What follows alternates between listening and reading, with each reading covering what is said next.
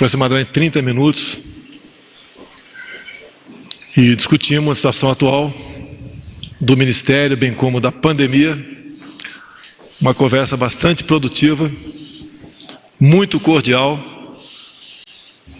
onde nós selamos um ciclo no Ministério da Saúde. Ele se prontificou, como era esperado da minha parte, participar de uma transição a mais tranquila possível, com maior riqueza de detalhes que se possa oferecer, e em comum acordo, mas o termo técnico não é esse,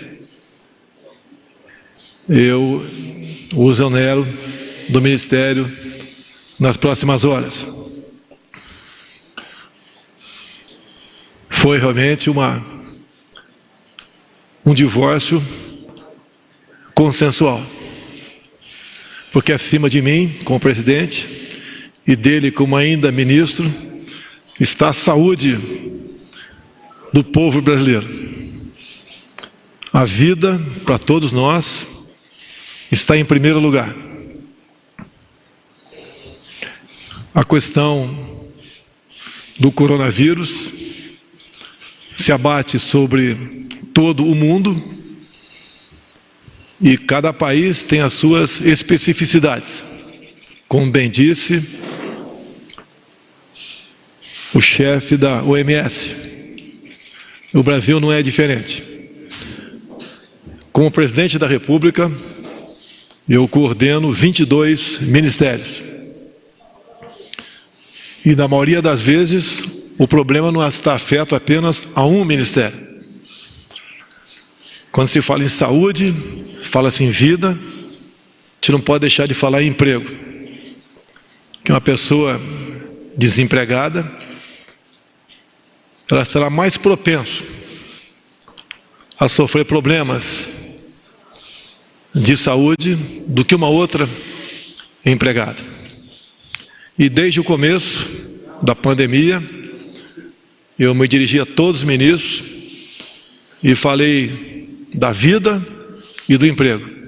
É como um paciente que tem duas doenças. A gente não pode abandonar uma e tratar exclusivamente outra, porque no final da linha, esse paciente pode perder a vida. Sabemos das interpretações que fazem a respeito daquilo que se fala. A interpretação depende da linha editorial ou daquele repórter. Sempre falamos em vida e emprego. Nunca emprego e economia de forma isolada. Nunca. Desde o começo, eu busquei levar uma mensagem de tranquilidade. O clima quase de terror se instalou no meio da sociedade. Isso não é bom, porque uma pessoa que vive sob tensão, num clima de histeria, é uma pessoa que está propensa a adquirir novas doenças ou agravar aquelas que ela já tem. Entendemos perfeitamente a gravidade da situação. Gostaríamos que ninguém perdesse a vida, não só por essa, não é por causa nenhuma, que a vida, quando chega ao seu final, a morte toca a todos nós. Eu tenho uma mãe com 93 anos de idade, está bastante idosa, com algumas comorbidades. E espero que ela viva por muito tempo. Ao longo desse tempo, é direito do ainda ministro defender o seu ponto de vista como médico. E a questão de entender também a questão do emprego não foi da forma que eu achava, como chefe do Executivo, que deveria ser tratado. Não condeno, não recrimino e não critico o ministro Mandetta. ele fez aquilo que, como médico, ele achava que devia fazer. Ao longo desse tempo, a separação cada vez mais se tornava uma realidade, mas nós não podemos tomar decisões de forma que o trabalho feito por ele até o momento fosse perdido. O que eu conversei ao longo desse tempo com o oncologista Dr. Nelson, ao meu lado, foi fazer com que ele entendesse a situação como um todo, sem abandonar, obviamente, o principal interesse, a manutenção da vida, mas sem esquecer que ao lado disso tínhamos outros problemas. Esse outro é a questão do desemprego, que cada vez mais nós vemos que são claros no nosso país. Junto com o vírus veio uma verdadeira máquina de moer empregos. As pessoas mais humildes começaram a sentir primeiro o problema. Estas não podem ficar em casa por muito tempo. Então não é aquilo que a gente gostaria de fazer, é aquilo que pode ser feito. Nós não poderemos prejudicar os mais necessitados. Eles não têm como ficar em casa por muito tempo sem buscar só alimento. E os primeiros que sofreram com isso foram os informais, na ordem de 38 milhões no Brasil. Os empregos com carteira assinada, estamos vendo também, como temos conversado com toda a sociedade, cada vez mais estão sendo destruídos. Se chegar a um nível tal, o que nós não queremos é que a volta da normalidade, além de poder demorar muito, outros problemas aparecerão. Nós nos preocupamos para que essa volta à normalidade chegue o mais breve possível. Então, antes mesmo de outras providências, nós tomamos várias medidas. Entre elas, uma das mais importantes é o auxílio emergencial para exatamente os informais e assemelhados. Então o governo não abandonou em momento nenhum os mais necessitados. E o que eu conversei com o Dr. Nelson é que gradativamente nós temos que abrir o emprego no Brasil. Essa grande massa de humildes não tem como ficar preso dentro de casa. E o que é pior, quando voltar, não ter emprego. E o governo não tem como manter esse auxílio emergencial ou outras ações por muito tempo. Já se gastou aproximadamente 600 bilhões de reais. E podemos chegar a 1 trilhão. Sei e repito que a vida não tem preço, mas a economia, o emprego tem que voltar à normalidade. Não o mais rápido possível, conversado com o Dr. Nelson. Mas ele tem que começar a ser flexibilizado, para que exatamente não venhamos a sofrer mais com isso. Nós todos, Poder Executivo, Poder Legislativo, decisões do Judiciário, tem que ser essas decisões com muita prudência. O governo não é uma fonte de socorro eterna. Em nenhum momento eu fui consultado sobre medidas adotadas por grande parte dos governadores e prefeitos. Tenho certeza que eles sabiam o que estavam fazendo. O preço vai ser alto. tinham que fazer alguma coisa? Tinham. Mas se, porventura, exageraram, não bote essa conta, não no governo federal, não bote essa conta, mais essa conta, nas costas do nosso sofrido povo brasileiro. Não queremos aqui criar qualquer polêmica com outro poder. Todos eles são responsáveis pelos seus atos, assim como eu sou como chefe do executivo. Não furtarei a minha responsabilidade. Decisões sou obrigado a tomar. Porque sempre tenho dito, dada a minha formação militar, pior que uma decisão mal tomada é uma indecisão. Jamais pecarei por omissão. Esse é o ensinamento que eu tive na minha carreira militar.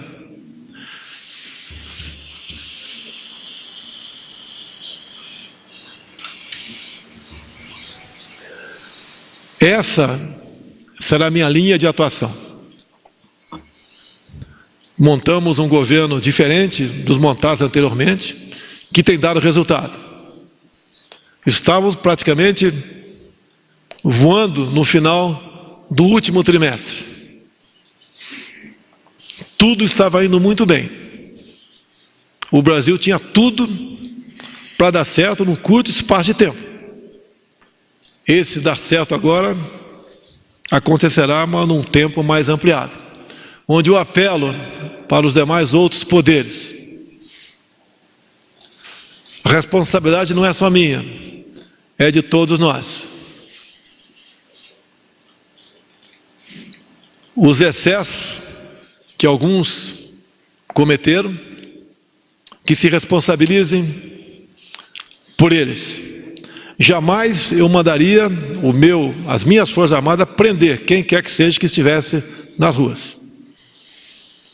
Jamais eu, como chefe do executivo, vou retirar um direito constitucional de ir e vir, seja qual for o cidadão. Devemos tomar medidas, sim, para evitar a proliferação ou a expansão do vírus, mas pelo convencimento e com medidas que não atinjam a liberdade e as garantias individuais de qualquer cidadão.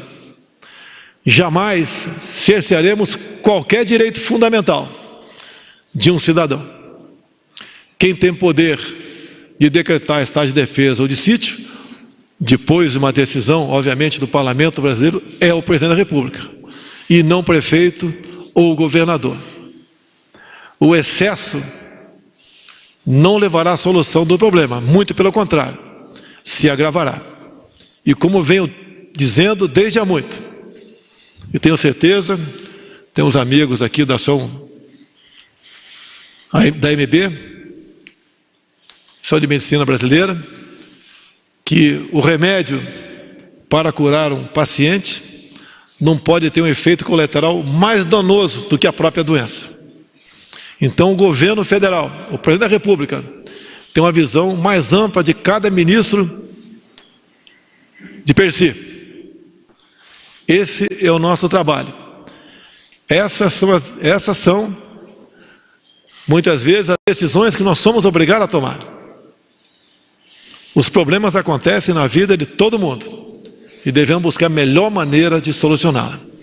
Então, nesse momento, além de agradecer o senhor Henrique Mandetta pela sua cordialidade, pela forma como conduziu o seu ministério, eu também agradeço o doutor Nelson por ter aceito esse convite. E ele sabe do enorme desafio que terá pela frente. Já começa hoje mesmo uma transição que gradualmente vai servir para redirecionar a posição não apenas do presidente, mas dos 22 ministros que integram o nosso governo. todos os ministros estão envolvidos na mesma causa, sem exceção. Nós estamos juntos em defesa da vida do povo brasileiro, em defesa dos empregos e também, obviamente, buscando levar tranquilidade e paz para o nosso povo. Então agradeço ao doutor Nelson, para o qual eu passo então a palavra agora. Pessoal, boa tarde. Primeiro eu quero agradecer ao presidente a oportunidade de estar aqui, de assumir o ministério num momento tão importante da saúde no país. Para mim é uma honra estar aqui para ajudar o país e as pessoas. Vou colocar algumas coisas que são importantes, que a gente discutiu aqui, em relação a pontos que podem ser polêmicos e que a gente vai discutir. A primeira coisa é a parte do distanciamento, do isolamento. O que acontece? Não vai haver qualquer definição brusca, radical do que vai acontecer. O que é fundamental hoje? É que a gente tenha informação cada vez maior sobre o que acontece com as pessoas com cada ação que é tomada. Como a gente tem pouca informação, como é tudo muito confuso, a gente começa a tratar a ideia como se fosse fato e começa a trabalhar cada decisão como se fosse um tudo ou nada, e não é nada disso. O que é fundamental é que a gente consiga enxergar aquela informação que a gente tem até ontem, decidir qual é a melhor ação, entender o momento e seguir nesse caminho de definir qual a melhor forma de isolamento, distanciamento. O que é fundamental é que isso seja cada vez mais, a gente vai falar nisso o tempo todo, que isso cada vez mais seja baseado em informação sólida. Quanto menos informação você tem, mais aquilo é discutido na emoção. Isso não leva a nada, porque isso é absolutamente ineficiente. A segunda coisa, eu até escrevi isso recentemente num artigo, é a gente discutir saúde e economia. Isso é muito ruim, porque na verdade essas coisas elas não competem entre si. Elas são completamente complementares. Quando você polariza uma coisa dessa, você começa a tratar como se fosse pessoas versus dinheiro, o bem versus o mal, empregos versus pessoas doentes, e não é nada disso. Hoje em dia a gente tem uma discussão na área de saúde que são os determinantes sociais da saúde. O que traz saúde para uma sociedade? Um deles é cuidado em saúde, mas entre os outros você tem estabilidade econômica, educação, entre outros. E uma coisa importante do desenvolvimento econômico é que ele arrasta as outras coisas. Quanto mais é desenvolvido economicamente um país, mais você investe em educação, mais você investe em saúde, mais você tem recurso para ajudar a sociedade. Então isso tem que ficar muito claro. Existe uma cooperação nesse sentido. Porque quando a gente fala, às vezes a gente fala em emprego, e o emprego às vezes ele é necessário, mas quando a gente não aprofunda esse detalhe, se você não tem emprego, isso quer dizer que a economia, que você tem pouco recurso. Esse pouco recurso vai influenciar quanto você vai investir em infraestrutura, quanto você vai investir em educação.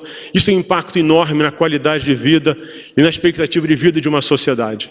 O que é importante é que a gente vai trabalhar isso tudo com um detalhamento fundamental para que a gente entenda o que está acontecendo e tome as ações e as políticas necessárias. Um outro ponto é a parte de tratamento. A gente tem as vacinas, a gente tem os medicamentos. O que é importante aqui? Tudo aqui vai ser tratado de uma forma absolutamente técnica e científica. E você vai disponibilizar o que existe hoje, em termos de vacina, em termos de medicamento, essencialmente, o ideal, dentro de coisas que funcionem como projetos de pesquisa.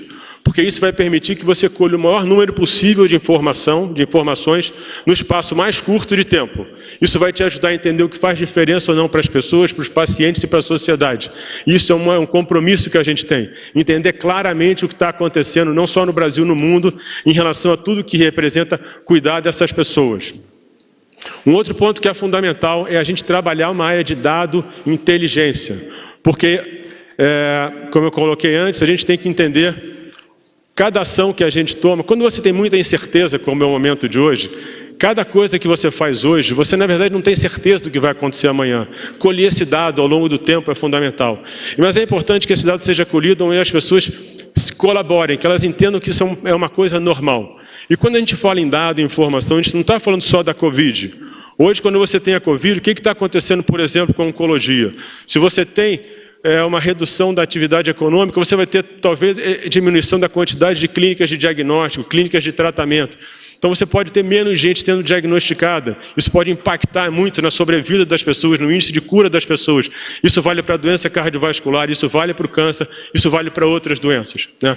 E, finalmente, eu acho que a gente tem que trazer agora, a gente tem que entender mais da doença. Porque quanto mais a gente entender da doença, maior vai ser a nossa capacidade de administrar o momento, planejar o futuro e sair dessa política do isolamento e do distanciamento, porque isso é fundamental.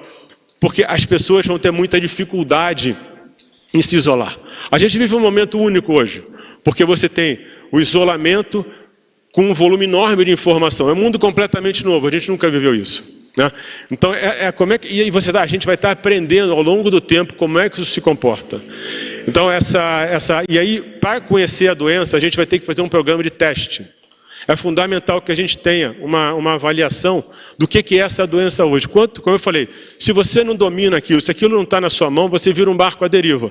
A gente vai assumir, conhecer a doença. Na hora que a gente começar a entender isso e conseguir definir políticas e ações, a gente assume o comando desse problema. E em algum momento isso vai se solucionar e a gente é que vai estar comandando isso. E é isso que a gente vai fazer. Então esse programa de teste ele vai ter que envolver o SUS, a saúde suplementar, a iniciativa do empresariado, tem que fazer um grande programa, tem que definir qual é a melhor forma, como é que você vai fazer a amostra, que tipo de teste, se é paciente sintomático, se é assintomático, mas isso vai gerar uma capacidade de entender o momento, entender a doença e vai dar muito para a gente uma capacidade enorme de definir ações e conseguir controlar o que está acontecendo hoje e que isso aconteça o mais rápido possível. E mais uma vez eu agradeço a presença de vocês, a presença de todos e deixar claro que existe um alinhamento completo aqui entre mim, o presidente e todo o grupo do Ministério e que realmente o que a gente está fazendo aqui hoje é trabalhar para que a sociedade retome de forma cada vez mais rápida uma vida normal e a gente trabalha pelo país e pela sociedade. É isso aí. Obrigado. Obrigado a todos e que Deus abençoe o nosso Brasil. Obrigado. Está encerrado este pronunciamento. Muito obrigada a todos. Nós acompanhamos ao vivo, direto do Palácio do Planalto, o pronunciamento do presidente Jair Bolsonaro. Ele anunciou o novo ministro da Saúde, Nelson Tait, que substitui Luiz Henrique Mandetta. Continue agora com a programação da TV Brasil e siga bem informado também pelas nossas redes sociais.